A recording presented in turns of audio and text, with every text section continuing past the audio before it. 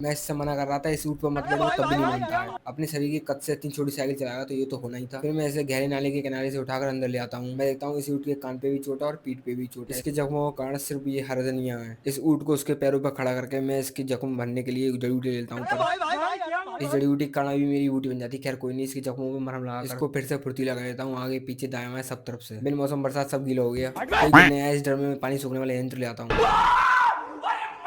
सबकी छोड़ो, मैं ही गिर गया। बाहर गैंग हाथापाई उतर आई और ये दो आजू आपस में लड़ गए। छोटा पैकेट ने चुपका कहा छोटा पैकेट हूँ पर बड़ा धमाका करता हूँ। घर पे पापा जी दोपहर में सेब ले आते हैं। अम्मा सेब का बहुत बेरहमी से कत्ल कर रही थी तो स्वाद चखने के लिए एक मैं भी ले लेता हूँ। नाइस। पेट पूजा करने के बाद अपनी याद ताजा करने के लिए मैं आता हूँ अपने पुराने स्कूल जिसमें मैंने विद्या यानी कि ज्ञान प्राप्त किया। पापा जी कहने पे चाबी लेकर आया हूँ क्योंकि ऑफिस खुलना था। पापा जी जहाँ बैठते हैं उस रैक में सारी चाबी निकालकर एक्टिवा पर विराजमान होकर अपने पुराने स्कूल वाले विदा कहकर रवाना होता हूँ घर की ओर। इस जंगल में रास्ता से घर पे लाल टमाटर अपने बाल वाल जंगल से डींगा निकालकर उनको कत्ल कर रहा था। मैं अम्मा जी को लेकर जीटी से निकल पड़ता हूँ हॉस्पिटल। अम्मा जी की दवाई दिलवाने। अम्मा जी की कुछ ज्यादा तबीयत खराब हो गई। अंदर देखता हूँ डॉक्टर साहब लापता है। कुछ देर इंतजार करने के बाद डॉक्टर साहब आए थे। अम्मा जी की दवाई लेकर अम्मा जी को घर पे छोड़कर शाम को आया हूँ बिसौली की मसूद चौराहे पे। 40 बजे पैक कराए घर पे ले आता हूँ पेट पूजा करने के लिए। अब मैं आपको मिलूंगा अगले व्लॉग में, तब तक के लिए राधे राधे।